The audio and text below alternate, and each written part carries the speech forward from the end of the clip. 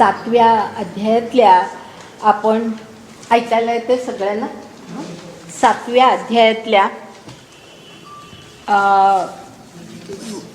मला वाटतं 8व्या श्लोकानंतर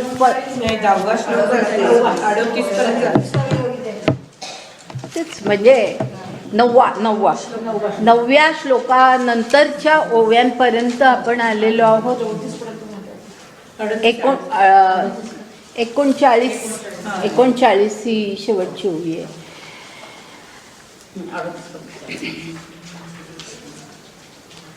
आता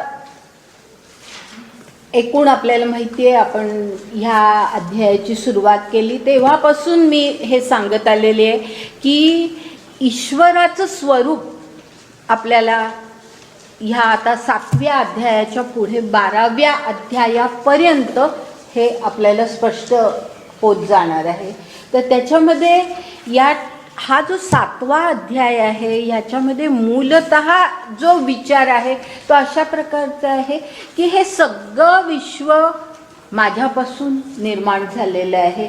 माझी जी पराप्रकृती, आता हे शब्द तुम्हाला माहिती आहेत, माझी दैवी प्रकृती, पराप्रकृती, तिच्या म्हणजे अपराप्रकृती सुद्धा त्यातूनच निर्माण झाली. हे आणखी आता पुढे पुढे आपल्याला जसं आपण जाऊ तसं आणखी स्पष्ट होईल. तर हे सगळं माझ्यापासूनच निर्माण झालेलं आहे. मी बीज आहे. आता ही कल्पना आता ह्याच्या पुढे येईल पहा की हे सगळं माझ्यापासून निर्माण झालेलं आहे. या सगळ्यामध्ये मी आहे. आणि शेवटी आपल्याला अशा ठिकाणी आपण जातो की वासुदेव सर्वम, असं म्हणजे सर्व जे काही जगामध्ये आहे ते वासुदेव आहे, हा ईश्वरच आहे. हे अशा प्रकारची अशा कल्पनेकडे आपण आता सगळा हा विचारांचा प्रवाह चाललेला आहे. आता त्याच्यामध्ये 39 मी आता पुन्हा त्या ओव्या घेत नाही, पण त्या 39 ओव्यांपर्यंत आपण आलो. आता आपण पुढे जाऊया आणि पुढे 10वा आणि 11वा श्लोक लागून आहे आणि त्या 10व्या आणि 11व्या श्लोकावरच्या ओव्या सुद्धा एकमेकाला लागून आहे. 10व्यानंतर 11वा श्लोक लगेच दिलेला आहे आणि त्यानंतर ज्ञानेश्वरीमध्ये सगळ्या ओव्या दिलेल्या आहेत. आता आणि त्यामुळे काय झालं की ह्या ओव्यांमध्ये काही थोडा भाग असा आहे की तो 10व्या श्लोकाचा अर्थ आपल्याला त्या ठिकाणी दिसतो आणि पुढच्या काही ओव्या आहेत की ज्याच्यामध्ये आपल्याला 11व्या श्लोकातला अर्थ दिसतो. पण मला स्वतःला असं वाटतं की त्या ओव्या पाहण्याच्या आधी तुम्हाला माहिती आहे की मी अनेक वेळेला गीतेचा श्लोक मी आधी घेते. जिथे मला जरूर वाटतं त्या ठिकाणी मी गीतेचा श्लोक किंवा गीतेच्या श्लोकातले महत्त्वाचे शब्द मी घेत असते. तर तसं आपण आधी प्रथम 10वा आणि 11वा श्लोक आधी हे दोन्ही श्लोक आधी समजावून घेऊ आणि मग त्याच्यावरच्या ओव्या इतक्या भराभर आपल्याला सगळ्या स्पष्ट होत जातील. बघा आता ह्या 10व्या श्लोकामध्ये काय म्हटलंय पहा, बीजम मा सर्वभूतानां विद्धि पार्थ सनातनम बुद्धिर्बुद्धिमतास्मि तेजस्तेजस्विनामहम, असं म्हटलेलं आहे. आता ह्या श्लोकामध्ये जो अर्थ आहे तो पहिला तो बीज शब्दापासूनच आपल्याला सुरुवात करायची आहे की बीज माम सर्वभूतानाम, असं म्हटलेलं आहे की सर्व हे जी काही सृष्टी आहे, भूत मात्र असा जरी शब्द वापरला असला तरी त्याच्यामध्ये संपूर्ण सृष्टी असा उल्लेख आहे की किंवा हा अर्थ आहे, अभिप्रेत आहे की सर्व भूतांमध्ये, सर्व भूतांचं, भूतमात्रांचं, ह्या सृष्टीचं सगळं बीज मी आहे, बीज मी आहे. आणि विधी याचा अर्थ धनंजया तू लक्षात घे, पार्था तू लक्षात घे की तुला हे तू जाण, हे तू ज्ञान घे की ह्या सर्व ह्याच्या भूतांचं बीज मी आहे. आणि ते कसं आहे तर सनातनम, सनातनम म्हणजे मी सनातन बीज आहे असं म्हटलेलं आहे. हा एवढाच भाग आधी आपण समजावून घेऊ आणि मग पुढे जाऊ तो बुद्धी बद्दलचा आणि तेजाबद्दलचा जो भाग आहे तो आपण नंतर पाहू. सर्व भूतांचं भूतमात्रांचं ह्या सगळ्या सृष्टीचं बीज मी आहे. आता बीज ही कल्पना आपल्याला माहिती आहे की बीज म्हणजे ज्याच्यापासून पुढे सगळं निर्माण होतं. तर ही सगळी भूतमात्र, ही सगळी सृष्टी, हे सगळं जगत हे माझ्यापासून निर्माण झालेलं आहे. मी त्याचं मूळ बीज आहे असं म्हटलेलं आहे. आणि ते कसं आहे तर सनातनम. हा सनातनम हा अत्यंत महत्त्वाचा शब्द ह्या संबंध वाक्यातला आहे की सनातन ह्याचा चुकीचा अर्थ घेऊ नका. आपण खूप वेळेला व्यवहारामध्ये हा माणूस सनातनी आहे असं आपण जे म्हणतो ते ज्या अर्थाने म्हणतो तो अर्थ इथे अजिबात नाही, अजिबात नाही. सनातनी म्हणजे कर्मठ विचारांचा, अगदी तेच धरून बसलेला हट्टवादी अशा प्रकारचं त्याला आपण व्यवहारामध्ये सनातनी म्हणतो. पण तो अर्थ या ठिकाणी नाही आहे. तर सनातनम म्हणताना किंवा मी हे सनातन बीज आहे असं म्हणताना त्या सनातन शब्दाचा अर्थ असा आहे की जे अविनाशी आहे, जे कधी कुठल्याही कारणाने नष्टच होत नाही. ते कोणत्याही कारणाने हे बीज नष्ट होत नाही. अनादि तर आहेच, अनादि तर आहे, पण सनातन असं म्हणताना कधीही नष्ट न होणार हा जास्ती महत्वाचा त्याच्यातला अर्थ. अनादि हा त्याच्यामध्ये अभिप्रेत आहे अर्थ, पण मुख्यतः त्याच्यामध्ये जे सांगितलेलं आहे ते म्हणजे मी कधीही नष्ट न होणारं बीज आहे, कायमचं बीज आहे. आता असं का म्हटलंय ह्याचं कारण आपण लक्षात घेऊया की बीज जे असतं त्या बीजापासून पुढे अंकुर फुटतो, अंकुरापासून पुढे झाड फुटतो वगैरे वगैरे हे सगळं आपल्याला माहिती आहे. आणि ती कल्पना आहे की मी बीज आहे, हे सगळी सृष्टी, ही सगळी भूत मात्र ही माझ्यापासून निर्माण झालेली आहे, त्याच्यामध्ये तो अर्थ आहे. पण इतर जे बीज असतं, इतर जे बी असतं त्या बियांमध्ये किंवा त्या बीजामध्ये आणि ह्या सनातन बीजामध्ये, ह्या ईश्वर या रूपी सनातन बीजामध्ये फार महत्त्वाचा एक फरक आहे. आणि तो असा की बीज कसं असतं, एरवी आपण जर पाहिलं तर बीज पहिल्यांदा समजा बीज आहे आपल्याकडे, बीज आपण घातलं मातीमध्ये, त्याच्यातून रोपटं उगवलं, ते त्याच्यातून एक काही एक गहू तांदूळ काही एक रोपं आली. ज्या वेळेला ती रोपटी येतात त्यावेळेला ते बीज नष्ट झालेलं असतं, बीजाचं स्वरूप राहिलेलं नसतं. बीज या स्वरूपामध्ये काही अस्तित्वामध्ये नसतं. त्याचा वृक्ष किंवा त्याचं ते झाड किंवा काही जे काही पुढे निर्माण झाली वनस्पती ती त्याच्यापासून निर्माण झाली. आता त्या वनस्पतीला पुन्हा फळ धरलं किंवा कणीस धरलं, त्याच्यामध्ये पुन्हा बीज आलं की मग ते बीज आपण परत रोवतो आणि मग परत तसंच होतं.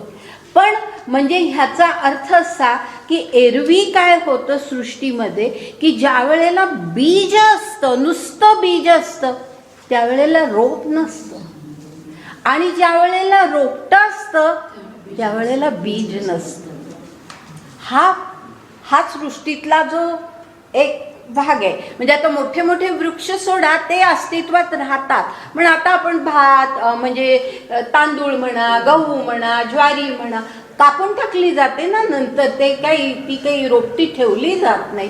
तर मग ह्याचा अर्थ की ती रोपटी नष्ट होतात आणि त्याच्यातलं बीज जे आलेलं आहे ते पुन्हा आपण काढून घेतो आणि त्याच्यापासून नवीन रोपटं तयार करतो.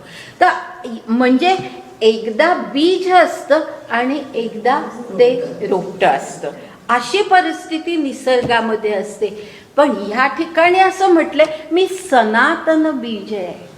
ह्याचा अर्थ की मी कधी नष्ट न होणारं बीज आहे, मी कधी नष्ट न होणारं बीज आहे.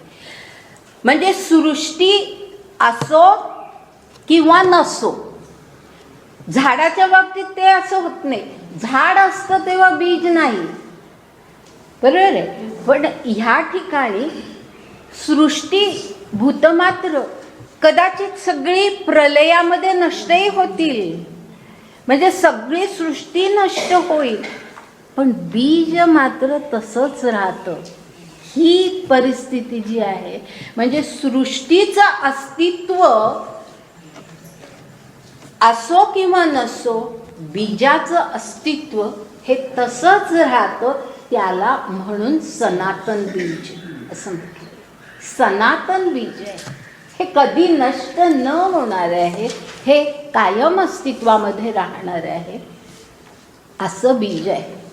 तर बीजमां सर्वभूतानां विद्धीं पार्थ सनातनम. म्हणजे तू हे लक्षात घे पार्था, की मी असं बीज आहे.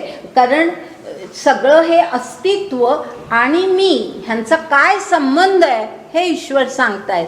तर मी अशा प्रकारचं सृष्टीचं बीज आहे की जे सनातन आहे, जे कधीही नष्ट होत नाही. आणि मग पुढे काय म्हटलंय की हे जे बुद्धिर्बुद्धी असं जे म्हटलंय ना, त्याचा अर्थ असा आहे की बुद्धिमंत जो असतो, बुद्धिमंत ज्ञानी बुद्धिमंत जो असतो, त्याची बुद्धी मीच आहे. म्हणजे मी काय काय आहे जगामध्ये हे निराळ्या प्रकारे ह्या श्लोकांमध्ये सांगितलंय. बुद्धिमंताची बुद्धी मीच आहे.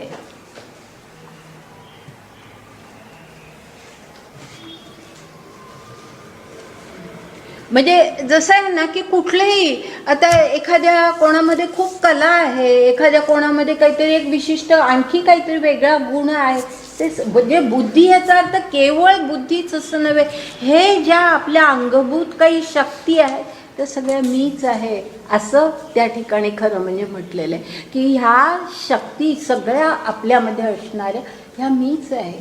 की जसं म्हटलंय ना तुकारामाने की साळुंकी बोलत असे मंजुळ वाणी, बोलविता धनी वेगळाची, असं जे म्हटलेलं आहे ना की तो आहे. म्हणजे आवाज फुटतोय तिच्या तोंडातून, पण ते आवाज कोणी दिलाय तिला, तो ईश्वर आहे. तर असं बीज आहे, ते सगळ्या मागचं ते बीज आहे. आणि असं त्याच अर्थाने या ठिकाणी म्हटलेलं आहे की सगळ्या बुद्धिमंताची बुद्धी मी आहे. आणि आता बुद्धीचा उल्लेख का केलेला आहे, तर आता ह्या सगळ्या आपल्या माणसामध्ये असलेल्या ह्या सगळ्या प्राकृतिक गोष्टी आहेत ना, या प्रकृतीतल्या गोष्टी आहेत ना, मन बुद्धी अहंकार. तुम्हाला माहिती आहे अष्टधा प्रकृती, ही जी सगळी अष्टधा प्रकृती आहे ही आपली प्रकृती. तर ती प्रकृती सगळी मीच आहे असं ते सांगतायत. तर ती बुद्धिमंताची बुद्धी मी आहे. तेजस्वी माणसाचं तेज मी आहे. तेजस्वी एखादा असतो ना, एखादा माणूस इतका तेजस्वी, इतका तडफदार असतो की आपल्याला असं लक्षात येतं की हा सामान्य नाही, ह्याच्यामध्ये काहीतरी एक वेगळं. विवेकानंद विवेकानंदांचा पुतळा पाहिला, त्यांचा फोटो पाहिला, तरी त्यांच्या त्या डोळ्यातलं जे काही तेज दिसतं ना, काहीतरी एक वेगळंच आहे असं आपल्याला वाटतं. तर ह्याचा अर्थ असा की हे जे काही एक तेज असतं ते तेज मीच आहे असं म्हटलेलं आहे. की ते बुद्धिमंताची बुद्धी मीच आहे, तेजस्वी माणसाचं तेज मीच आहे, असं 10व्या श्लोकामध्ये म्हटलंय. आणि तसंच 11वा श्लोक आहे, त्याच्यामध्ये आणखी काही थोडे वेगळे उल्लेख आहेत. बलम 11वा श्लोक वाचते मी. बलम बलवताम चाहम कामराग विवर्जितम धर्मा विरुद्धो भूतेषु कामोस्मी भरतर्षभ.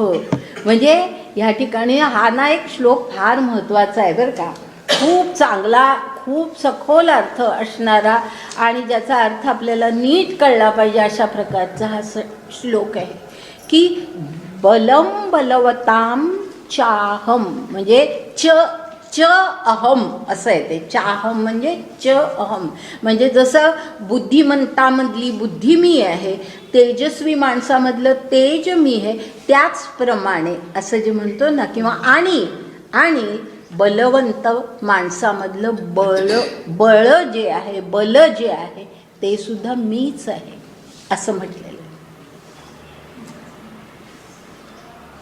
बलवंतामधलं बल आणि बल ह्याचा अर्थ केवळ एक शारीरिक शक्ती नव्हे, लक्षात घ्या. बल ह्याचा अर्थ जो आहे ना, त्याच्यामध्ये खरं म्हणजे उत्साह शक्ती असा त्याचा अर्थ. बल ह्याचा अर्थ जो बलवंतामध्ये जो एक उत्साह असतो, कुठलंही काम करण्याचा जो एक उत्साह असतो, पराक्रमी माणसामध्ये, बलवंतामध्ये जो एक उत्साह शक्ती असते, त्याला ते बल म्हटलेलं आहे. म्हणजे शारीरिक बळ तर आहेच, शारीरिक बळही असलंच पाहिजे, पण त्याच्याबरोबर उत्साह. नुसतं शारीरिक बळ असणारा माणूस तामसिक होऊ शकतो, पण हा जो आहे त्याच्यामधली उत्साह शक्ती ती जी आहे ती मीच आहे. पण कशी? फार सुंदर पुढे म्हटलेलं आहे. हे बल कशा प्रकारचं, म्हणजे मी बळ आहे असं म्हटलंय भगवंतानी, पण कसं? काम राग विवर्जितम, हे जास्ती महत्वाचा भाग आहे या श्लोकातला. काम राग विवर्जितम म्हणजे काम म्हणजे इच्छा, राग म्हणजे आसक्ती. काम म्हणजे इच्छा, राग म्हणजे आसक्ती. विवर्जितम म्हणजे इच्छा आणि आसक्ती हे सोडून असलेलं बल हे मी आहे.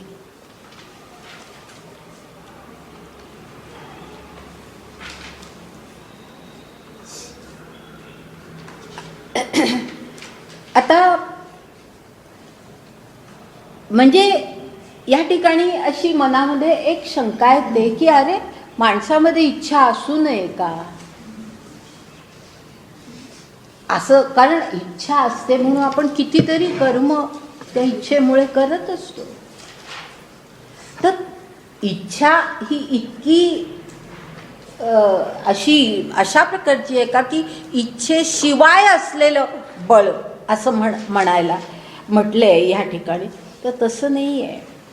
काम राग विवर्जितम असं म्हणताना म्हणण्याचा उद्देश किंवा यामधला अर्थ असा आहे की आपल्या मनामधली इच्छा जर अत्यंत स्वार्थी असेल, स्वयं केंद्रित असेल, फक्त आपलंच भलं इच्छिणारी असेल आणि दुसऱ्यांचं वाईट व्हावं असं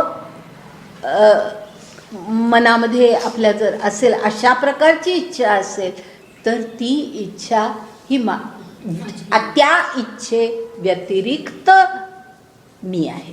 म्हणजे ती इच्छा असणारं माणसामध्ये मी असत नाही असं म्हणायचं आहे त्यांना. की काम राग विवर्जित म्हणजे स्वार्थी इच्छा, परहिताची इच्छा असेल, दुसऱ्याचं कल्याण साधण्याची इच्छा असेल, आपल्या काही ज्या काही शक्ती आहेत, आपलं काही जे काही ज्ञान आहे ते इतरांना देण्याची जी काही इच्छा असेल ती इच्छा चांगली आहे. किंवा भगवंताची आपल्याला प्राप्ती व्हावी, आध्यात्मिक आपला विकास व्हावा, अशा प्रकारची इच्छा असेल तर ती चांगली इच्छा आहे. म्हणजे इच्छा असली पाहिजे, पण ती कुठल्या मार्गाने प्रतीत होते ते जास्ती महत्त्वाचं आहे. तर त्यामुळे अशी जी इच्छा आहे आणि अशी जी आसक्ती असते ती वगळून जे बळ असतं ते बळ मी आहे असं या ठिकाणी म्हटलेलं आहे. आणि मग पुढे म्हटले विरुद्धो भूतेषु कामोस्मी भरतर्षभ.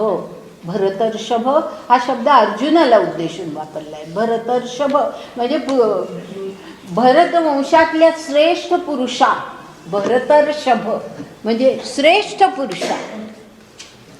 तर भरतर्षभ त्याला काय म्हटलंय की धर्माविरुद्धो भूतेषु कामोस्मी. आता कामोस्मी याचा अर्थ असा होतो की काम मी आहे. हां, काम मी आहे. पण तो काम कसा, तर त्याच्या आधी जो शब्द आहे ना धर्माविरुद्धो, ह्याचं तो शब्द कारण अशा प्रकारे आहे की त्याच्यातून चुकीचा अर्थ येण्याची अगदी शक्यता आहे की धर्माच्या विरुद्ध असं वाटतं वाचल्यानंतर. बरोबर आहे. धर्माविरुद्धो असं म्हटल्यानंतर पहिल्यांदा तोच विचार येतो मनामध्ये की धर्माच्या विरुद्ध. अरे असं काय भगवंत सांगतायत की धर्माच्या विरुद्ध असलेला काम मी आहे, असं कसं ते म्हणताय? तसं नाही आहे. तो शब्द कसा आहे, धर्म अविरुद्धो.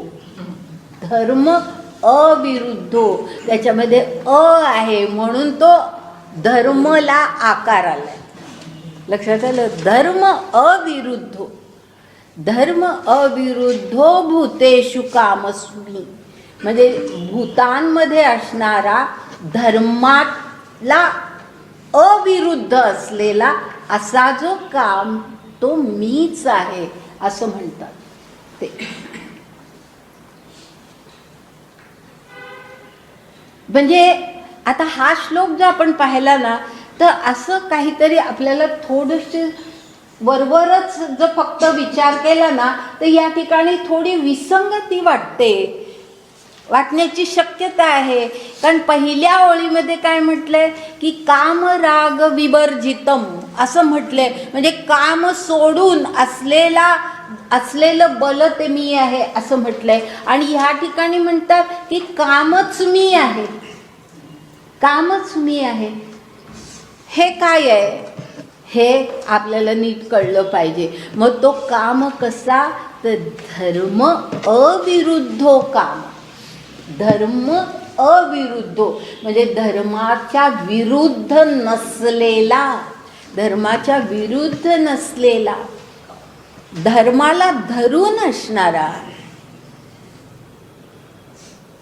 धर्मानुसार असणारा काम तो मी. असं म्हणण्याची तरी आवश्यकता का आहे लक्षात घ्या की काम, इच्छा ही मगाशीच मी म्हटलं पण पुन्हा एकदा ते स्पष्ट करते की इच्छा ही आवश्यक असतेच, आपल्याला सुद्धा असते. आणि जर आपण संपूर्ण सृष्टीचा विचार केला आणि भगवंत आणि सृष्टी, ईश्वर आणि सृष्टी यांच्या संबंधाचा विचार जर केला तर आपल्याला माहिती आहे की पहिली सृष्टीची निर्मिती, जगताची निर्मिती, विश्वाची निर्मितीच मुळी कामातून झालेली आहे ना. आणि तो काम कोणाचा, ईश्वराचा होता. ईश्वरेच्छेनुसार झालेली सगळी निर्मिती आहे. म्हणजे काम आवश्यक आहे. जर समजा ईश्वराने तशी इच्छाच केली नसती तर हे विश्व निर्माण झालं नसतं. ईश्वराला इच्छा झाली की एकोहम बहुश्याम, मी एकटाच आहे, सगळं जग असं अनेकविध जग निर्माण व्हावं आणि त्या जगाचा सगळा आनंद मला घेता यावं या इच्छेने ईश्वराने, म्हणजे काम ही इच्छा त्याच्या सृष्टीच्या मुळाशी आहे. सृष्टीच मुळी कामातून निर्माण झालेली आहे. आणि त्याचप्रमाणे नुसतीच निर्मिती नव्हे तर सृष्टी पुन्हा अस्तित्वात राहावी म्हणून तो काम आपल्यामध्ये सुद्धा आहे. बरोबर आहे ना. काम म्हणजे अगदी लैंगिक इच्छा म्हणा आणि इतर इच्छा सुद्धा आपल्यामध्ये आहेत म्हणून हे सगळं ही सृष्टी अस्तित्वामध्ये राहिलेली आहे. तर ह्याचा अर्थच असा की सृष्टीचं निर्मिती आणि सृष्टीचं अस्तित्व हे मुळी ह्या इच्छेमुळे, कामामुळेच निर्माण झालेलं आहे. तर त्यामुळे भगवंत म्हणतात की मी कामोस्मी, म्हणजे मी काम आहे, मी काम आहे. पण कसा? तर धर्म अविरुद्ध, म्हणजे धर्माला धरून असलेला, धर्माला धरून असलेला, धर्माला सोडून असलेला असा काम नाही. कारण नाही तर मग धर्माला सोडून योग्य अयोग्य विवेक ह्याचा कशाचा विचार न करता जर माणूस वर्तन करत गेला तर मग हे जगत अस्तित्वामध्ये सुद्धा राहणार नाही. तर ते जगत अस्तित्वामध्ये राहावं ह्यासाठी काम आवश्यकही आहे, पण तो धर्मानुसार योग्य मार्गानुसार माणसाने सगळं जीवन जगावं अशा प्रकारचा काम अस्तित्वामध्ये आहे. तर काम हे आपल्याला आवश्यक आहे, पण ते अशा प्रकारे असलं पाहिजे किंवा ही इच्छा ही अशा प्रकारची असली पाहिजे की जी धर्माविरुद्ध नसली पाहिजे, ती धर्माला धरून असली पाहिजे. आता हे पाहिल्यानंतर म्हणजे ह्या गोष्टीचा आणखीन उल्लेख पुढे पुढे आणखी येईल, म्हणून मी आता इथे फार विवेचन करत नाही. आता पुढे आपण जाऊया, म्हणजे ओव्या पाहूया. ह्या श्लोकांवरच्या 10 आणि 11व्या श्लोकांवरच्या ओव्या पाहूया. आता या ओव्यांमध्ये हाच दोन्ही श्लोकांमध्ये आलेला विचार कसा मांडलाय बघा. पै आदिचेनी अवसरे विरुढे गगनाचेनी अंकुरे, जे अंती गेली अक्षरे प्रणवपटीची. म्हणजे आदिचेनी अवसरे म्हणजे अगदी पै ह्याचा अर्थ की अरे बाबा अर्जुना हे नीट लक्षात घे की आदिचेनी अवसरे अगदी उत्पत्ती काळी, आदी ह्याचा अर्थ उत्पत्ती, तर अगदी उत्पत्ती काळी विरुढे गगनाचेनी अंकुरे असं म्हटलंय. म्हणजे अगदी पहिल्यांदा उत्पत्ती जेव्हा होते जगाची त्यावेळेला पहिल्यांदा काय होतं तर गगन म्हणजे आकाश, प्रथम आकाशाचा अंकुर फुटतो असं म्हटलंय. विरुढे गगनाचेनी अंकुरे, अंकुर शब्द आहे ना तिथे, तर पहिला अंकुर फुटतो ते आकाश. पहिला जो अंकुर फुटतो ते म्हणजे आकाश. आणि जे अंतिगिळी अक्षरे प्रणवपटीची, प्रणव याचा अर्थ ओंकार, म्हणजे हे सगळं विश्वमुळी ओंकारच आहे, हे सगळं विश्वमुळी ब्रह्मच आहे. तर ह्या सगळ्या ब्रह्माची, ह्या सगळ्या विश्वाची, त्याला प्रणवपटी असं म्हटलेलं आहे, सगळं विश्व या अर्थाने. तर त्या सगळ्याची अक्षर ह्याचा अर्थ की हे जे सगळे निराळे प्राणी, सगळी भूतमात्र, सगळी वनस्पती, हे सगळं जे काही निर्माण झालंय या पटीवरती, या प्रणव पट्टीवरती, ते जे अंतिगिळी म्हणजे जे याचा सगळा प्रलय होतो, विलय होतो, अशी अवस्था निर्माण होते. म्हणजे पहिल्यांदा गगनाचा अंकुर फुटतो आणि शेवटी हे सगळं प्रलयामध्ये नष्ट होतं.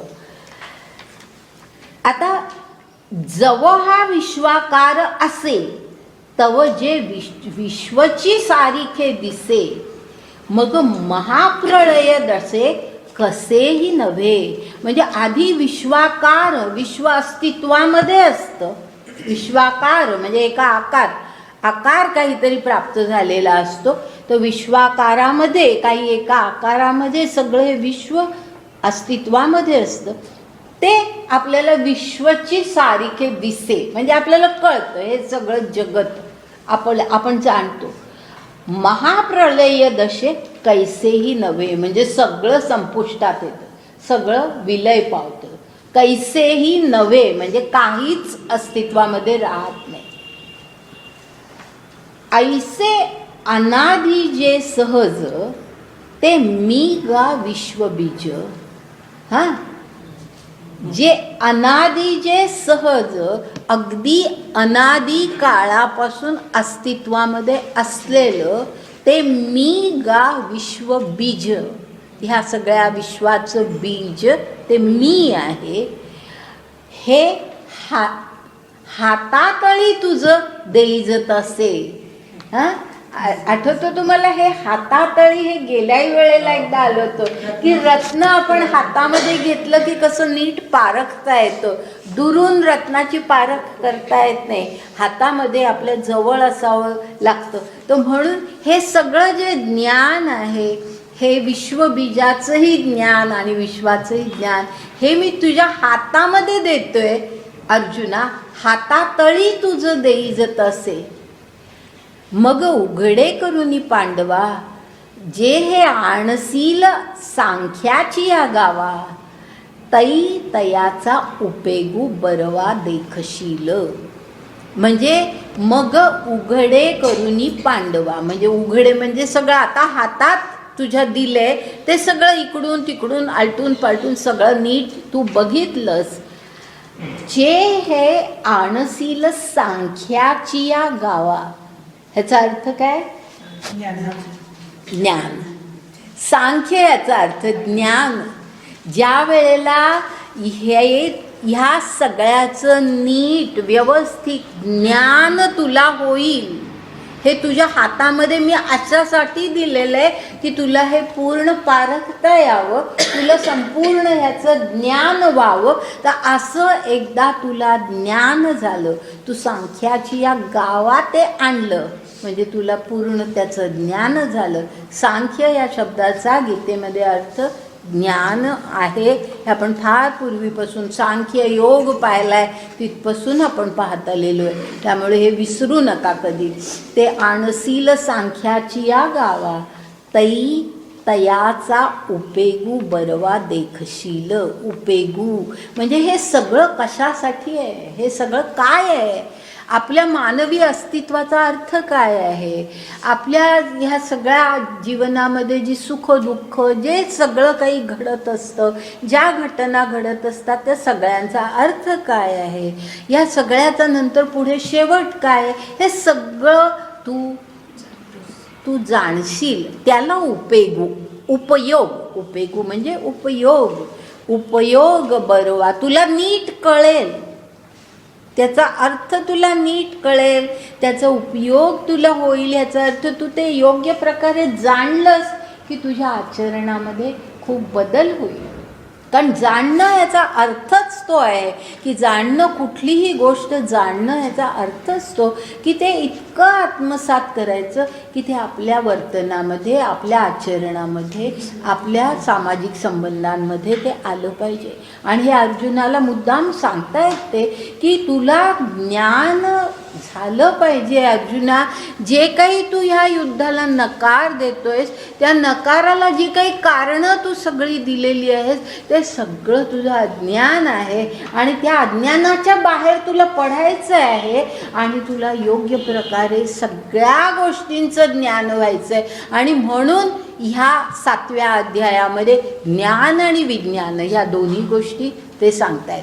आणि विज्ञान याचा अर्थ काय ते मी गेल्या वेळेला स्पष्ट केलं होतं.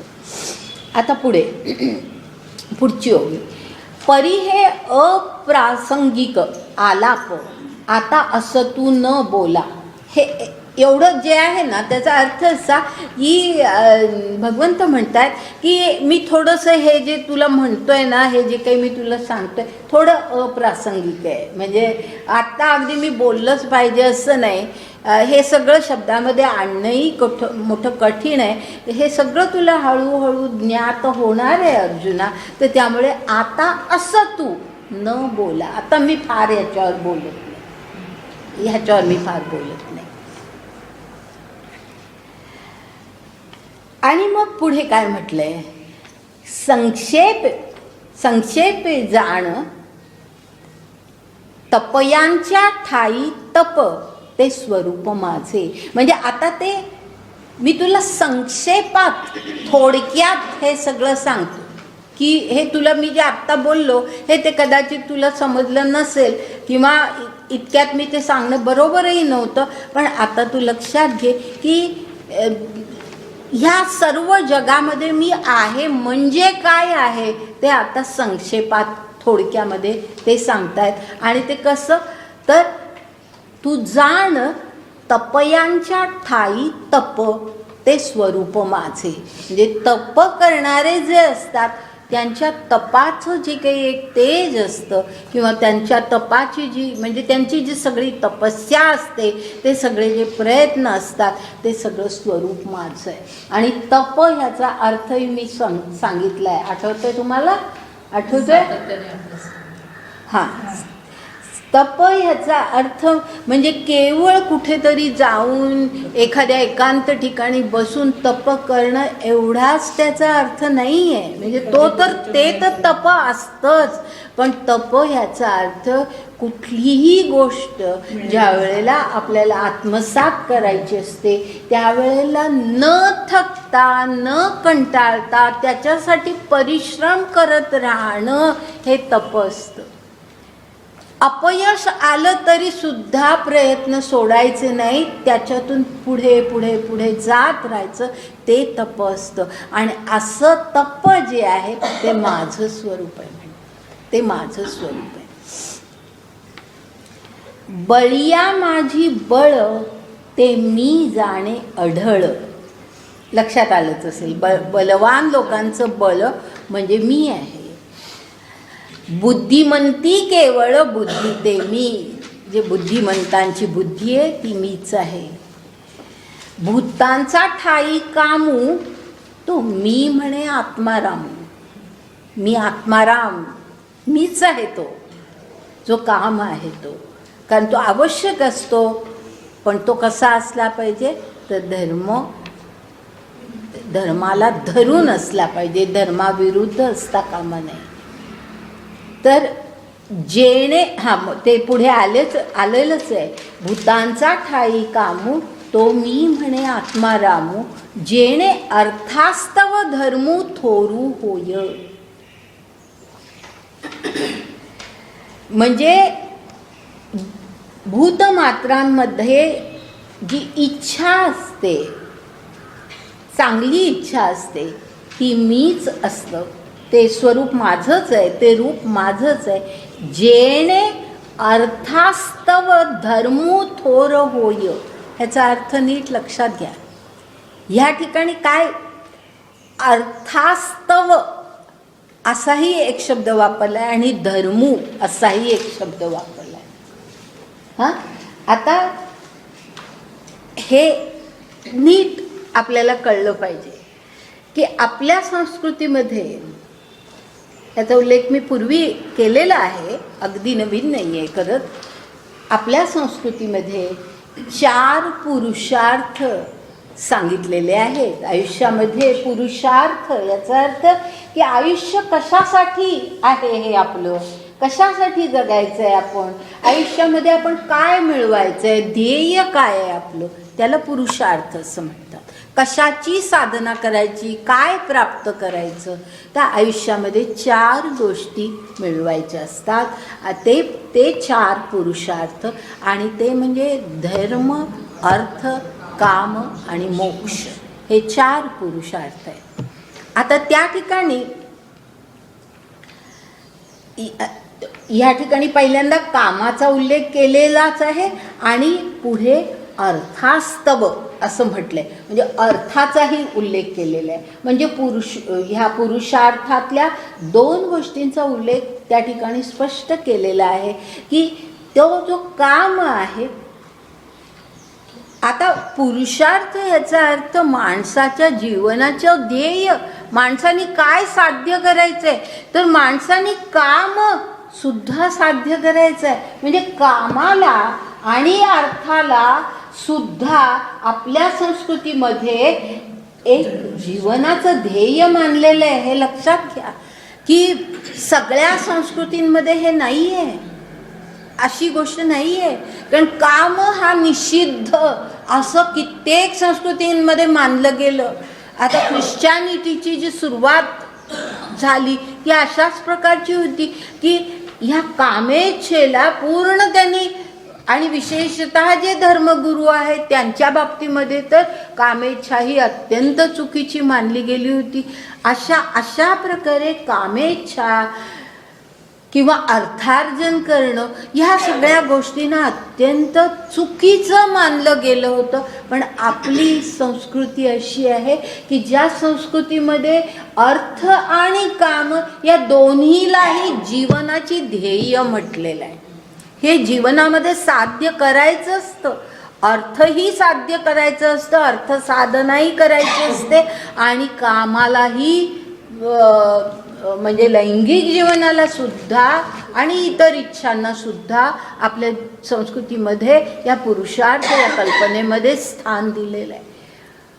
पण कसं आहे की हे जे पुरुषार्थ आहेत हे पुरुषार्थ आणि आपली आश्रम व्यवस्था जी प्राचीन काळापासून अस्तित्वामध्ये होती त्या दोन्ही गोष्टी एकमेकांशी संबंधित आहे. आणि कशा संबंधित आहे तर आयुष्यामध्ये 4 आश्रम मानलेले आहेत: ब्रह्मचर्याश्रम, गृहस्थाश्रम, वानप्रस्थाश्रम आणि संन्यासाश्रम. ही फार पूर्वीची प्राचीन काळातली, आज अस्तित्वामध्ये या गोष्टी नाहीत तशा, पण तरीसुद्धा पूर्वीची आपली संस्कृती अशा प्रकारची होती. आता ह्या संस्कृतीमध्ये ब्रह्मचर्याश्रम, वानप्रस्थाश्रम आणि संन्यासाश्रम हे 3 आश्रम असे होते की ज्या आश्रम काळामध्ये म्हणजे जीवनाच्या त्या काळामध्ये अर्थ आणि काम यांना वाव नव्हता. ही आयुष्याची उद्दिष्ट त्या काळामध्ये पूर्ण करणं हे चुकीचं मानलं. मग फक्त राहतो गृहस्थाश्रम, आणि ह्या गृहस्थाश्रमाच्या काळामध्ये अर्थ आणि काम ही आयुष्याची ध्येय प्रत्येक माणसाने पूर्ण केलीच पाहिजेत अशा प्रकारची कल्पना आपल्या संस्कृतीमध्ये होती. आणि त्यामुळे आपल्याला माहिती आहे की आपल्या अगदी ऋषी मुनी ज्यांना म्हटलं जातं त्यांचे सुद्धा विवाह झाले होते. नाहीतर ही गोष्ट ख्रिश्चॅनिटीमध्ये कधी शक्यच नव्हती. धर्मगुरूंचा विवाह पूर्वी कधी होऊच शकत नव्हता. आता परिस्थिती बदलली आहे, पण पूर्वी हे शक्य नव्हतं. आपल्या संस्कृतीमध्ये त्यांचाही विवाह आवश्यक मानला होता, कारण आपल्या ह्या प्राचीन काळातल्या धर्मग्रंथकारांनी हे लक्षात घेतलं होतं की माणसाच्या ह्या अत्यंत महत्त्वाच्या प्रेरणा आहेत, गरजा आहेत, आणि त्या पूर्ण जर झाल्या नाहीत तर काहीतरी त्याच्यातून ज्याला परव्हर्टेड असं म्हणतात, म्हणजे विकृत असं काही स्वरूप निर्माण होऊ शकतं आयुष्यामध्ये, हे जाणलं होतं. आणि म्हणून ह्या सगळ्याला वाव दिलेला होता. तर म्हणून काम आणि अर्थ हे दोन्ही, आता गृहस्थ ज्या वेळेला संसार प्रपंच करतो त्यावेळेला केवळ आजच्यासारखा आपल्यापुरता संसार तो नसतो, तर त्या पूर्वीच्या काळामध्ये आपल्या घरामध्ये आपल्या कुटुंबामध्ये असणारी इतर अनेक माणसं, म्हणजे नोकर माणसापासून ते आपल्या आधाराला आपल्या आश्रयाला आलेली इतर माणसं, किंवा दूर ठिकाणी राहत असली तरीसुद्धा आपले जे कोणी नातेवाईक आहेत, आप्त आहेत, ते सर्व आपले मानून त्यांनासुद्धा आर्थिक मदत देणं हे माणसाचं कर्तव्य मानलं होतं. आणि त्यासाठी मग अर्थार्जन हे आवश्यकच होतं. तर त्यामुळे अर्थ आणि काम ही आयुष्यातली अत्यंत महत्त्वाची उद्दिष्ट मानली गेली. पण कशी तर अर्थ आणि काम ह्याच्या एका बाजूला धर्म आहे, धर्म अर्थ काम मोक्ष. एका बाजूला धर्म आहे, एका बाजूला मोक्ष आहे. म्हणजे हे अर्थ आणि काम हे पूर्ण करायचे, पण कसे? धर्मानुसार. धर्माचा पाया त्याला आहे, धर्माचा पाया आहे, जे धर्माला मान्य आहे त्याप्रमाणे. त्याप्रमाणे म्हणजे समाजामध्ये काहीतरी विसंवाद निर्माण होईल अशा प्रकारची परिस्थिती निर्माण करायची नाही. समाजामधला सुसंवाद, समाजाचं अस्तित्व कायम टिकेल असा धर्म माणसांनी पाळायचा. आणि अशा प्रकारे धर्माचं अधिष्ठान ज्याला आहे असा अर्थ आणि काम. म्हणजे अधिष्ठान कशाचं तर धर्माचं. आणि पुढे मोक्ष आहे म्हणजे मोक्ष हे ध्येय पुढे ठेवून अर्थ आणि काम ह्यांची प्राप्ती करायची. मोक्ष हे ध्येय विसरायचं नाही. आपल्याला मोक्षाप्रत पोचायचं आहे, आपल्याला मुक्तीप्रत पोचायचं आहे, हे विसरायचं नाही. आणि ते लक्षात ठेवून, ते विचारात ठेवून जो काम आणि अर्थ साधना करतो ती योग्य साधना मानली जाते. म्हणजे अर्थ आणि काम या सगळ्याला मान्यता आहे. पण ती कशी तर आयुष्याच्या एका विशिष्ट काळात वाटेल त्या वेळेला नव्हे, आयुष्याच्या एका विशिष्ट काळात, आणि ते सुद्धा धर्मानुसार आणि मोक्षप्राप्तीसाठी. हे अशा प्रकारचं हे सगळी आपल्या समाजामध्ये सगळी व्यवस्था, सगळी रचना केली गेलेली होती. आणि तो अर्थ इथे आहे की धर्मो थोरू होय. म्हणजे धर्माचा उत्कर्ष ज्याच्यामुळे थोरू होय याचा अर्थ धर्माचा उत्कर्ष ज्याच्यामुळे साधला जातो असा अर्थ आणि काम यांची साधना. धर्माचा उत्कर्ष ज्याच्यामुळे होतो. आणि धर्माचा उत्कर्ष याचा अर्थ हिंदू धर्माचा उत्कर्ष असा नव्हे. धर्म याचा अर्थ प्रत्येक माणूस आपलं कर्तव्य पार पाडत राहतं आणि त्यामुळे संपूर्ण समाज एकत्रित राहतो, समाजाची धारणा होते. तो धर्म. धर्मो धारयते प्रजा असं जे म्हटलेलं आहे ते अशा प्रकारचं. तर अशा रीतीने हे धर्म आणि अर्थ हेच म्हणजे हे सगळ्या ह्या ज्या काही प्रेरणा आहेत त्या सगळ्या माणसामध्ये ज्या असतात त्या मीच आहे असं भगवंत म्हणतात. पण तरीसुद्धा ते कशा प्रकारे पूर्ण करायचं आहे त्याचं स्पष्टीकरण इथे केलेलं आहे. आता त्याच्या पुढे काय आहे पहा. पुढची 47वी ओवी अशी आहे. एरवी विकाराचेनी पैसे करी कीर इंद्रियांचे याची ऐसे परी धर्मासी बेखासे जावो नेदी. म्हणजे काय की विकाराचेनी पैसे म्हणजे ह्याचा अर्थ की विकाराच्या जे निराळे विकार आपल्यामध्ये असतात की लोभ, मोह, मद, मत्सर हे जे सगळे विकार असतात या विकारांच्या जोराने असा त्याचा अर्थ आहे. पैसे याचा अर्थ विकारांच्या जोराने काय होतं करी कीर इंद्रियेच्या याचे ऐसे. म्हणजे ह्याचा अर्थ इंद्रिय जसं म्हणतील तसं माणूस वागतो. आलं लक्षात.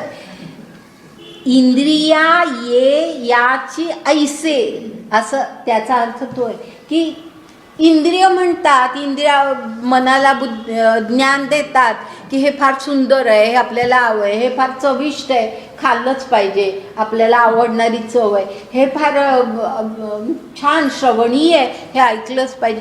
अशा ज्या सगळ्या काही गोष्टी स्तुती केली कोणी आवडतं आपल्याला म्हणजे ते श्रवणीय वाटतं.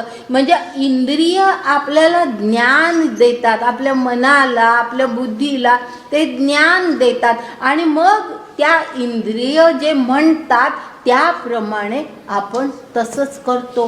कारण ते आपल्याला विकार आपल्यामध्ये मग ते असे असतातच आणि किंवा ते वाढत जातात. तर अशा प्रकारे एरवी काय होतं असं एरवी म्हणून शब्द वापरलाय की जर आपण असं वागलो नाही, आपण जे आधी त्यांनी सांगितलंय असं जर आपण वागलो नाही तर एरवी काय होतं तर विकाराचे नि पैसे म्हणजे विकारांच्या एकूण सगळा जोराने त्याचा जोर वाढत जातो आणि मग इंद्रिय जे काही म्हणतात त्याप्रमाणे आपण वागत राहतो. आणि मग काय होतं की परिधर्मासी वेखासे जाओ नेदी, हा एक वेगळा म्हणजे महत्त्वाचा विचार आहे की असं होतं. म्हणजे ह्या गीतेमध्ये किंवा ह्या ज्ञानेश्वरीमध्ये अरविंदसुद्धा हा विचार फारच प्रकर्षाने मांडतात. आणि तो अशा प्रकारचा आहे की विकार आपल्यामध्ये असतात, आपण इंद्रियांचे लाड करतो, हे सगळ्या गोष्टी खऱ्या आहेत. पण तरीसुद्धा धर्मासी वेखासे जाओ नेदी, म्हणजे धर्माला असं धर्माच्या विरुद्ध, वेखासे याचा अर्थ विरुद्ध, धर्माच्या विरुद्ध जायला देत नाही. तो आत कुठेतरी आपला ईश्वर आपल्याला असा रोखतो. कुठेतरी पहा, आपल्याला काहीतरी वागताना मनामध्ये कुठे अशी जाणीव होते की अरे आपण वागतोय बरोबर आहे का. हां, सत्सद विवेक बुद्धी आपली जागृत होते.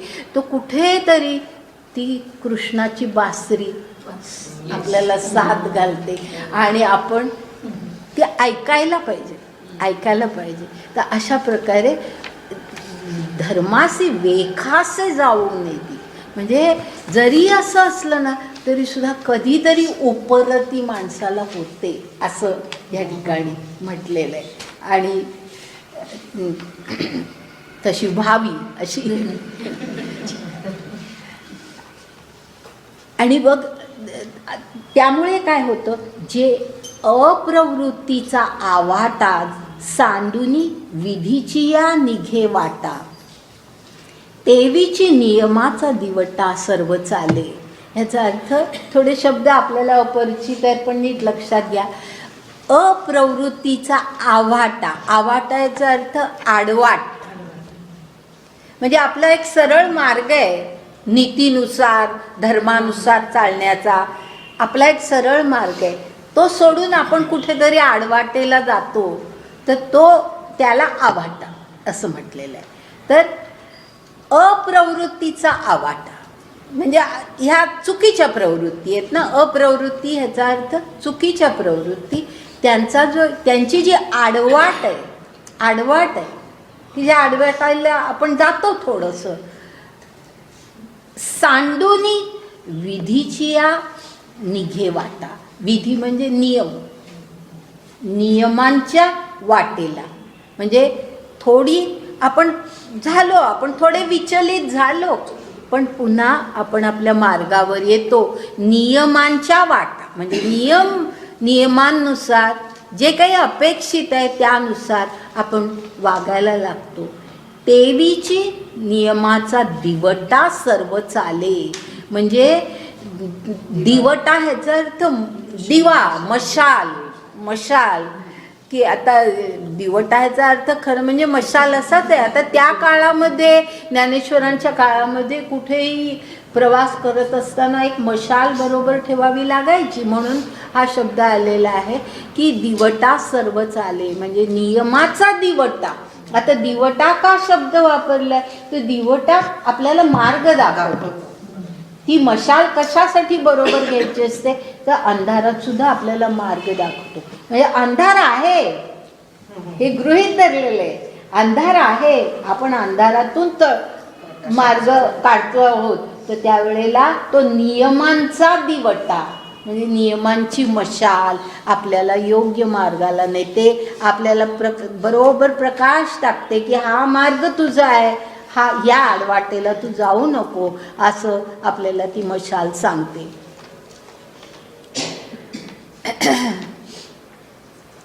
तर नियमाचा दिवटा सवे चाले, म्हणजे तो आपण ती मशाल घेऊन मग पुढे जातो. कामो ऐशिया ओझा प्रवृत्ते, म्हणून धर्मासी होय पुरते. मोक्ष तीर्थीचे मुक्ते संसारू भोगी. ह्याचा अर्थ असा की कामो ऐशिया ओझा प्रवृत्ते. ओझा ह्याचा अर्थ योग्य वळण,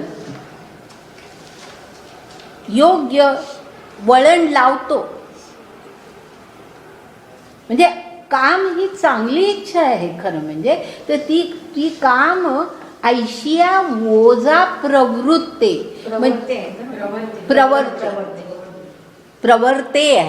प्रवर्ते आहे बरोबर. पण त्याच्यामध्ये दोन्ही अर्थ आहेत की त्या आपल्याला त्या योग्य मार्गाला तो प्रवृत्त करतो असाही अर्थ आहे, आणि प्रवर्त म्हणजे त्या दिशेला नेतो असाही अर्थ आहे.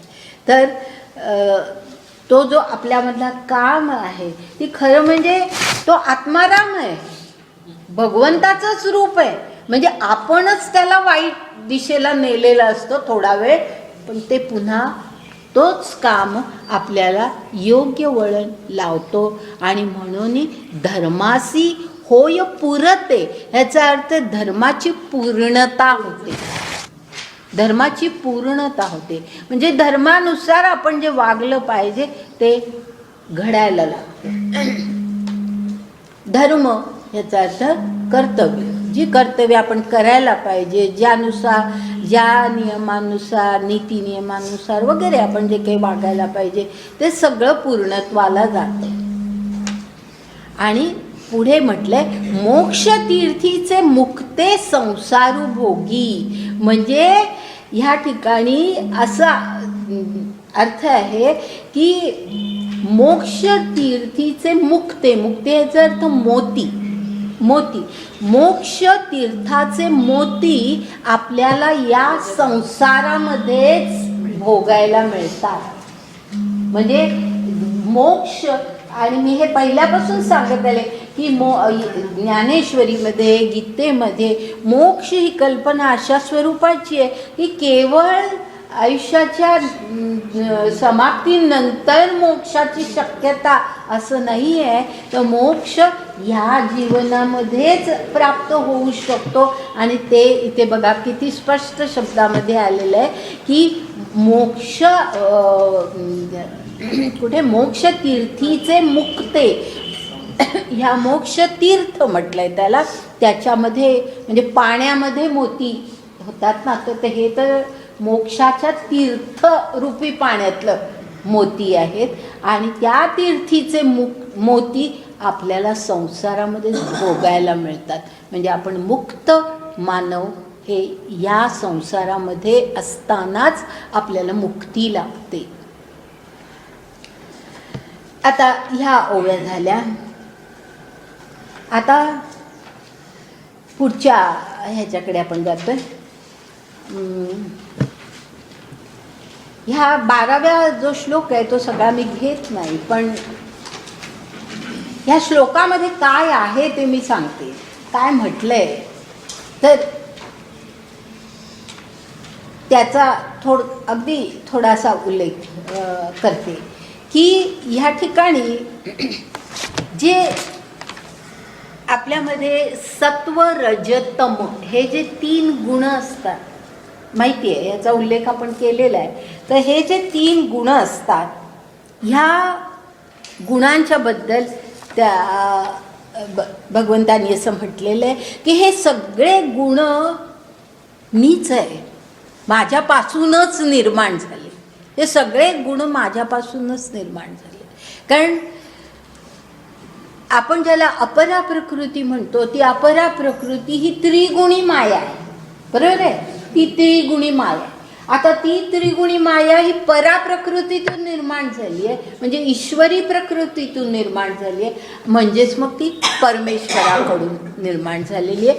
तर त्या अर्थाने असं म्हटलेलं आहे की हे सगळं माझ्याचपासून निर्माण झालेलं आहे. आणि ते हे तू लक्षात घे. म्हणजे असं नव्हे की केवळ सत्वगुण माझ्यापासून निर्माण झाले असं म्हणत नाही भगवंत. हे लक्षात घेण्यासारखं आहे की 3ही गुण, रजगुणसुद्धा, तमोगुणसुद्धा आणि अर्थातच सत्वगुणसुद्धा, हे 3ही माझ्यापासून निर्माण झालेले. आता हे ओव्यांमध्ये चांगलं स्पष्ट झालंय म्हणून आपण ओव्या पाहतो. जे सात्विक हनभाव का रजतमादी सर्व ते मम रूप संभव ओळख तू. लक्षात आलं असेल ना तुमच्या. सात्विक हनभाव म्हणजे सात्विक आणि इतर सगळे जे काही गुण आहेत, भाव म्हणजे गुण, किंवा रजतमादी सर्व म्हणजे रजोगुण तमोगुण हे जे सर्व आहे ते मम रूप संभव ओळख तू. माझंच ते रूप आहे हे तू ओळख. हे झाले जरी माझा ठाई परी यया माझी मी नाही. जैसी स्वप्नीचा डोही जागृती न बुडे. उदाहरण दिले की स्वप्नाच्या डोहामध्ये अगदी गेलं तरी शेवटी जागृती ही अवस्था आपली काही संपत नाही, ती असतेच ना. कधीतरी आपण स्वप्नातून जागृत होतो, म्हणजे जागृती ही अवस्था वेगळी निर्माण झाल्या म्हणजे वेगळी अस्तित्वामध्ये असतेच. त्याचप्रमाणे झाले जरी माझा ठाई म्हणजे माझ्यामुळे हे निर्माण जरी झाले असले परी यया माझी मी नाही. त्याच्यामध्ये मी नाही आहे, त्याच्यामध्ये मी नाही आहे. असं हा असं का म्हटलं असेल?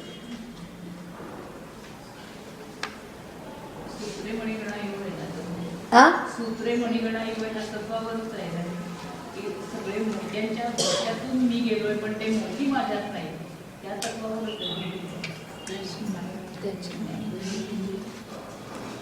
पाण्याचा बुडबुडा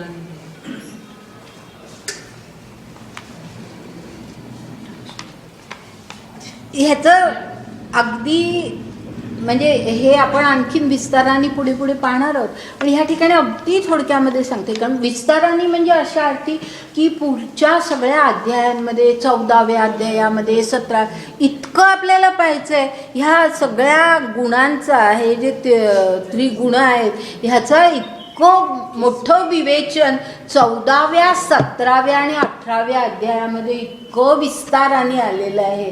आणि त्या ठिकाणी ह्या सगळ्या कल्पना आपल्याला स्पष्ट अधिक होणार आहेत. हे सगळं असलं तरी ह्या ठिकाणी फक्त थोडक्यामध्ये मी एवढंच सांगते की हे सगळं माझ्यापासून निर्माण झालं असलं तरी त्यांच्यामध्ये मी नाही असं म्हणण्याचा अर्थ असा की मी निर्गुण आहे. मी निर्गुण आहे, मी निर्गुण आहे ना. म्हणजे परमेश्वराचं रूप काय आहे तर तो निर्गुण आहे. तो त्याच्यामध्ये सत्व रज तम असं काही नाही. संबंध आपण कृष्णाचं जीवन जरी पाहिलं ना तरी कृष्णाच्या जीवनामध्ये सुद्धा आपल्याला हे दिसतं की रागवायचं त्यावेळेला कृष्ण रागवलाही आहे, पण जितकं शांत राहायचं तितका तो शांतही राहिला आहे. म्हणजे इतकी अपार शांती की आपण कल्पनाच करू शकत नाही अशा प्रकारची शांती पण आहे. म्हणजे त्याला निर्गुण म्हणतात, त्याला निर्गुण म्हणतात की हाही गुण. म्हणजे आपलं कसं असतं की आपण आपला स्वतःचा विचार केला तर बाबा माझ्यामध्ये हा गुण आहे, माझ्यामध्ये हे आहे, मी हे करू शकते, ते करू शकते. म्हणजे आपण आपले गुण किंवा आपले दोष काय असेल ते आपण सांगू शकतो. म्हणजे आपलं जे काही आपल्याला आपली जाणीव असते त्यानुसार आपल्याला कळतं. पण जो निर्गुण असतो तो सर्व गुण त्याच्यामध्ये असतात. केवळ हे फक्त 3 गुण असंही नव्हे, सर्व गुण तो ज्या वेळेला योग्य आहे त्यावेळेला तो प्रकट करू शकतो असं त्याचं स्वरूप. त्याच्यात तो अडकलेला नसतो, कुठल्याही गुणामध्ये तो अडकलेला नसतो. पण ज्या ठिकाणी तो गुण प्रकट करायचा त्या ठिकाणी तो गुण प्रकट करू शकतो की जे आपल्या सर्वसामान्य माणसाला जमणार नाही. की आता कृष्णाचं उदाहरण म्हटलं, मी उल्लेख केला म्हणून मी सांगते की कृष्णाचं उदाहरण पहा. कृष्णाच्या जीवनामध्ये आपल्याला असं दिसतं की कृष्ण रागावलेलाही आहे. अगदी ह्या युद्धाच्या काळामध्ये अर्जुनावरती कृष्ण रागावला आहे. ज्या वेळेला भीष्मांचं इतके प्रखर सगळी शस्त्रास्त्र येत होती, पांडव सेना प्रचंड प्रमाणामध्ये पांडव सेनेचा नाश होत होता. अशी परिस्थिती आली होती की आता असेच जर भीष्म लढत राहिले तर या आजच्या दिवसामध्ये पांडव सेना नामशेष होईल, इतकी परिस्थिती आली होती. आणि अर्जुन मात्र आपला हात राखून काम करत होता. त्याची शस्त्र अस्त्र चालतच नव्हती भीष्मांच्या समोर, त्याला ते वापरूच शकत नव्हता. ही ज्या वेळेला स्थिती आली त्यावेळेला अत्यंत रागाने कृष्ण रथातून खाली उतरला, आपलं चक्र हातामध्ये घेतलं आणि भीष्मांवरती धावून गेला. खरं म्हणजे त्यांनी शस्त्र आता मी हातात धरणार नाही, प्रतिज्ञा होती, प्रतिज्ञा सुद्धा मोडली आणि तो पुढे धावून गेला.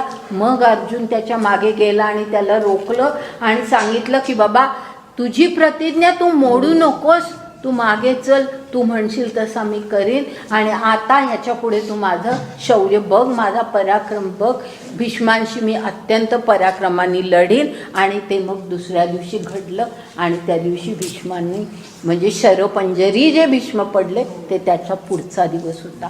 म्हणजे कृष्ण रागावला म्हणून पुढे अर्जुनाचा पराक्रम जागृत झाला, इतका तो रागावला. म्हणजे राग सुद्धा कृष्ण आणू शकला.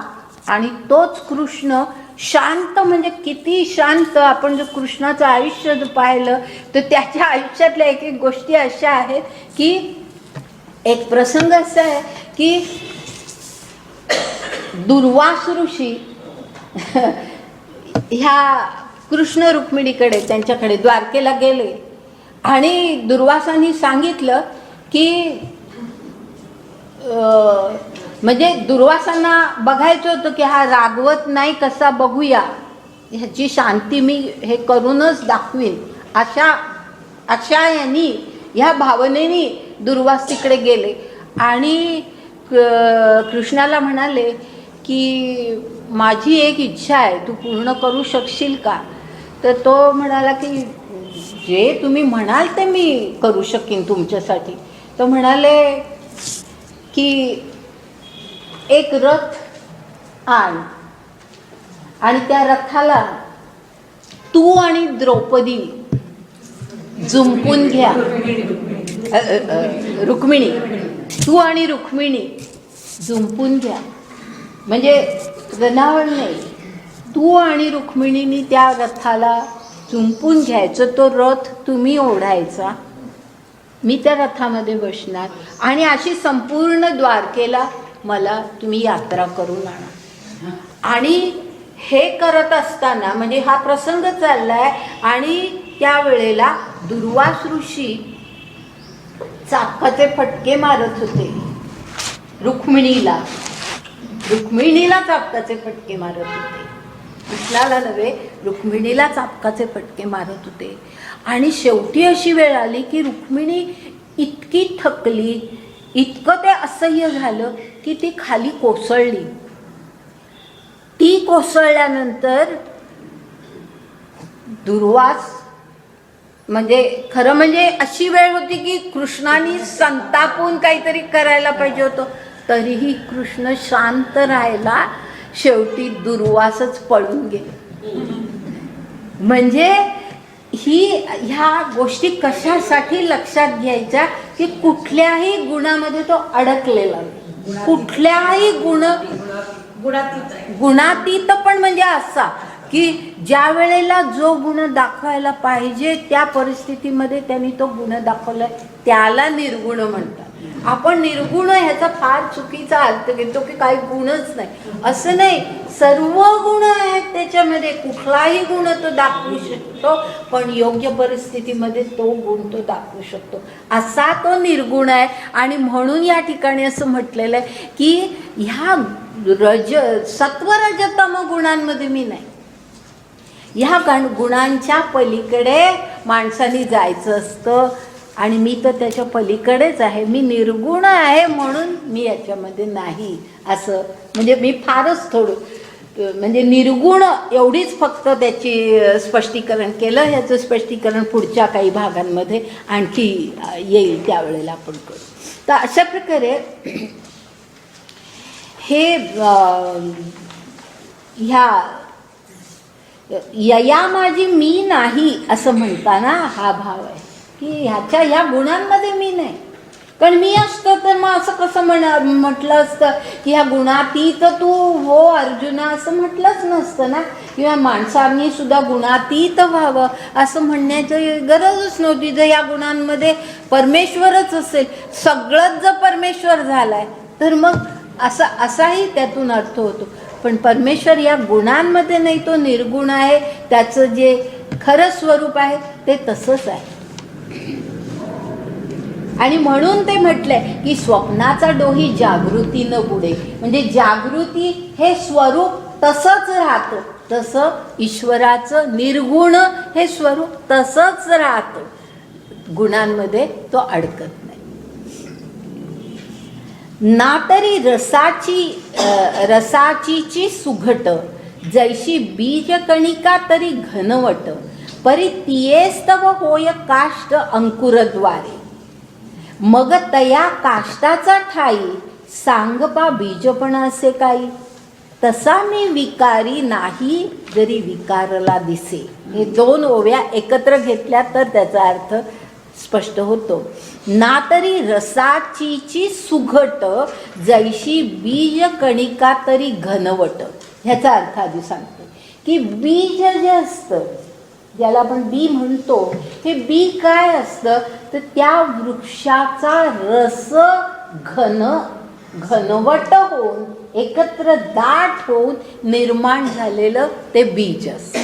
असा अर्थ या इथे की रसाचीची सुघट, जैशी बीज कणिका तरी घनवट. आलं लक्षात? म्हणजे त्या वृक्षाचा त्या ह्याच्यामधून असलेला, त्या वनस्पतीमध्ये असलेला रस घन होऊन घनवट होऊन त्याचं शेवटी बीज होतं. परी तियेस्तव होय काष्ट अंकुरद्वारे. म्हणजे ते बीज आपण पेरलं की मग त्याच्यातून काय होतं, तियेस्तव होय काष्ट म्हणजे पुन्हा झाड वाढतं. काष्ट म्हणजे लाकूड, त्याचं ते लाकूड तयार होतं, वृक्षाचं लाकूड तयार होतं. कशातून? अंकुराद्वारे.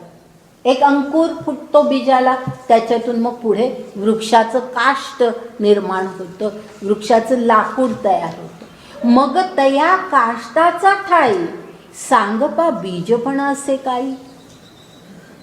म्हणजे काष्ट जे आहे, झाडाचं जे लाकूड आहे त्याच्यात बी असते का? बीज पण त्याच्यामध्ये असतं का? संपलेलं असतं. तर मग काष्टाचा ठाई, सांगपा बीजपण असे काही नसतं, त्याच्यामध्ये बीजपण काही नाही. तैसा मी विकारी नाही जरी विकारला दिसे. म्हणजे हे 3 गुण माझे आहेत, म्हणजे मी निर्माण केलेले आहेत आणि त्यामुळे मी विकारलो आहे या जगामध्ये असं दिसतं, पण मी विकारी नाही. माझ्यामध्ये विकार नाही, माझ्यामध्ये कुठलेही विकार नाही. आता पुढे 2 ओव्यांमध्ये अशीच उदाहरणं दिली आहेत म्हणून त्या ओव्या गाळते आणि मग त्याच्या पुढे 59वी ओवी आपण घेतोय. म्हणजे ते पण उदाहरणच आहे, पण सगळीच उदाहरणं घेण्यापेक्षा हे एकच उदाहरण मी घेते. सांगे अग्निस्तव धूम होय, तिये धूमी काय अग्नी आहे. तैसा विकारू हा मी नोहे जरी विकारला असे. स्पष्ट आहे ना की अग्नीतून धूर होतो, पण धुरात कुठे अग्नी असतो? धुरात अग्नी नसतो. तसा मी विकारल्यासारखा दिसतो, कारण हे सगळे गुण माझ्यामुळे निर्माण झाले. पण आणि माझ्यामुळे निर्माण झालेली भूत मात्र ती विकारलेली आहेत, पण मी विकारला नाही. पुढे तसंच श्लोक घेत नाहीये, ओव्याच घेते, कारण त्या अशाच एकमेकाला लागू नये. परी उदकी झाली बाबुळी, ते उदकाते जैसी झापोळी. का वायाची आभाळी आकाश लोपे. म्हणजे उदकी झाली बाबुळी. बाबुळी ह्याचा अर्थ पाण्यावरची एक वनस्पती निर्माण होते ना, शेवाळ म्हणा किंवा बघा खूप वेळेला नदीवरती असं प्रचंड मोठी वनस्पती पसरलेली आपल्याला दिसते. शेवाळ हे फार थोड्या प्रमाणात असतं, पण त्या मानाने ती जलपर्णी, तर ती वनस्पती पसरलेली असते, तर त्याला बाबुळी म्हणतात. परी उदकी झाली बाबुळी, ते उदकाते जैसे झाकोळी, म्हणजे झाकून टाकतं, पाणी आपल्याला दिसतच नाही इतकं ते झाकून टाकतं. तसं दुसरं उदाहरण आहे का वायाची आभाळी आकाश लोपे, म्हणजे आभाळ खरं म्हणजे आभाळ आलं म्हणजे ढग आले की आकाश आपल्याला जाणवतच नाही. एरवी आपल्याला आकाश दिसतं, ज्या वेळेला ढग नसतात त्यावेळेला आपल्याला आकाश कळतं, पण ज्या वेळेला ढग येतात तेव्हा त्या ढगांनाच आपण आकाश समजतो. इतकं त्या आकाश लोपून जातं, आकाश लपून जातं त्या ढगांच्यामुळे. हा गा स्वप्न हे लटिके म्हणोये, वरी निद्रावशे बाणले होये, तव आठवू काय देता आहे आपण पेया. म्हणजे स्वप्न जे एक आपण जेव्हा झोपतो त्यावेळेला स्वप्न आपल्याला पडतं आणि आपण अगदी निद्रावश झालेलो असतो. म्हणजे आपण ज्या वेळेला अगदी गाढ त्या स्वप्न बघतच असतो, त्या निद्रेमध्ये, गाढ निद्रा म्हणत नाही मी, पण त्या निद्रेमध्ये आपण स्वप्नामध्ये इतके गढून जातो. बाणले होय म्हटले, निद्रावशे बाणले होय, म्हणजे आपण त्या स्वप्नामध्ये इतकं गढून जातो की तव आठवू काय देत आहे आपण पेया, म्हणजे आपलं खरं स्वरूप काय आहे याची आठवण तरी आपल्याला असते का. आपण ते स्वप्नच खरं मानतो आणि त्या स्वप्नातच इतके अडकतो, आपलं खरं स्वरूप आपण विसरूनच जातो.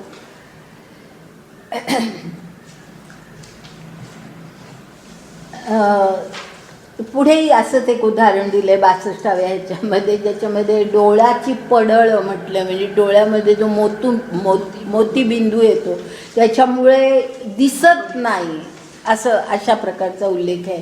तर म्हणजे खरं काय आहे ते कळत नाही, तर असं तो उल्लेख आहे. आता त्याच्या पुढची ओवी 63वी ओवी बघा.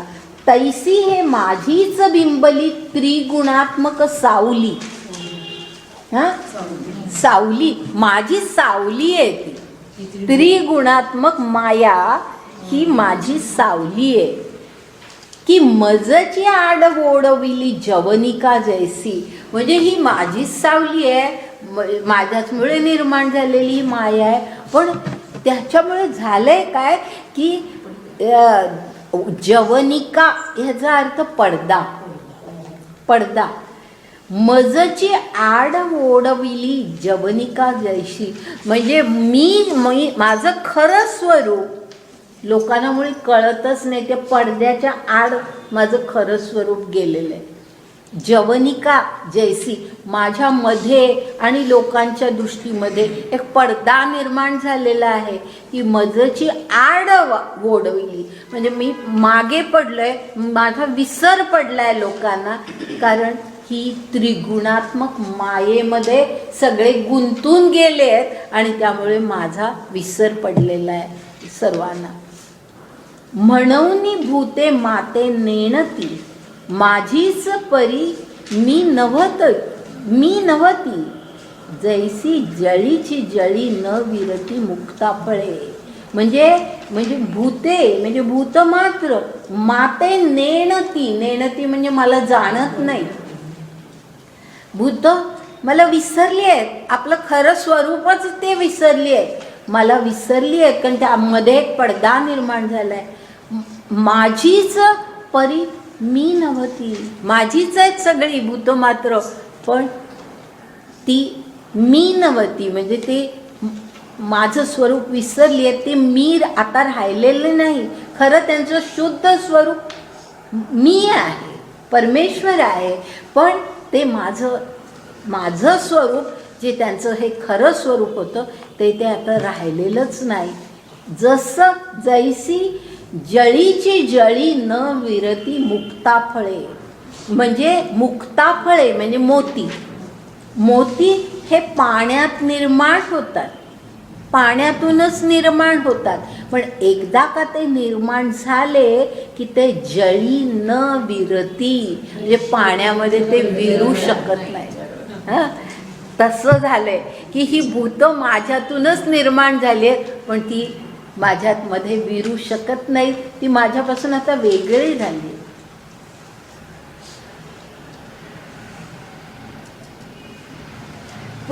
पै पृथ्वीयेचा घटू कीजे, सवेची पृथ्वीसी मिळे जरी मेळवीजे, एरवी तोची अग्निसंगे असिजे तरी वेगळा होय.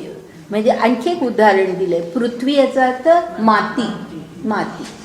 मातीचा घट आपण करतो, मातीचा घट केला जातो, आणि जोपर्यंत आपण तो भाजत नाही, जोपर्यंत नुसतंच चिखल आहे, चिखलाचा घट बनवलेला आहे, तोपर्यंत पृथ्वीशी मिळे, म्हणजे तो मिळू शकतो. ती माती पुन्हा मातीत मिळू शकते.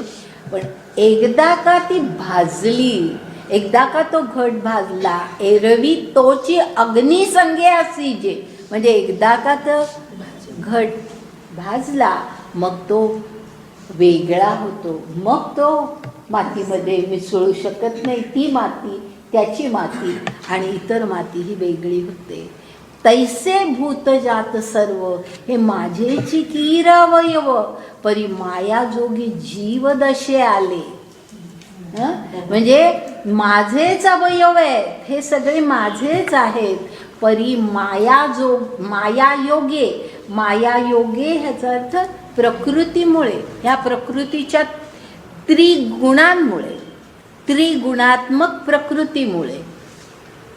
माया म्हणजे प्रकृती, हे मी सांगितलं गीतेमध्ये. माया याचा अर्थ शंकराचार्य माया ह्याचा अर्थ जो घेतात त्याच्यापेक्षा हा गीतेमध्ये, ज्ञानेश्वरीमध्ये असलेला अर्थ वेगळा आहे. शंकराचार्य माया ह्याचा अर्थ जगत, मिथ्या असं ज्या वेळेला म्हणतात, माया असं म्हणतात, त्यावेळेला जगत हा आभास आहे असं ते म्हणतात. पण गीतेमध्ये तसा अजिबात विचार नाही आहे. तर माया ह्याचा अर्थ प्रकृती. तर हे जे सगळं आहे हे माझेच कीर अवयव, माझेच खरे म्हणजे अवयव आहेत. परी माया योगे जीवदशे आले, म्हणजे प्रकृतीमुळे ते जीवदशेला जीव म्हणून आज जगतामध्ये अस्तित्वामध्ये आलेले आहेत. म्हणून माझेची मी नवती, माझेची मज न ओळखिती, अहमता भ्रांती विषयांध झाले. की माझेच आहेत पण ते मी नाही आहेत, माझेच आहेत पण मला ओळखत नाही आहेत. अहमता भ्रांती म्हणजे इतका अहम त्यांच्यामध्ये निर्माण झालेला आहे की त्याची भ्रांती, त्याच्या भ्रमामध्ये ते विषयांध झालेले आहेत आणि त्यामुळे ते मला विसरले. आज इथे थांबतो.